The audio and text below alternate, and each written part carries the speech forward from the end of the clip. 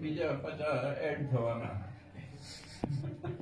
કોઈ ત્યાં બાજા હા લાડવા ખવડાવે લાડવા કોઈ અમે જાય કે જે જગડે બધે લાડ આપણે બતાવો. બહુ વર્ષો સુધી ખવડાયા. હા તમે પણ ક્યારે હતા? હું આવતો જ તો ત્યારે મળ્યા. લાડવાના. તમે ઉપાડીને મને લઈ જતા હતા તો હું આવતો જ તો. તમે કે સમજ આવે લાડુની. એટલા નાનપણથી અમે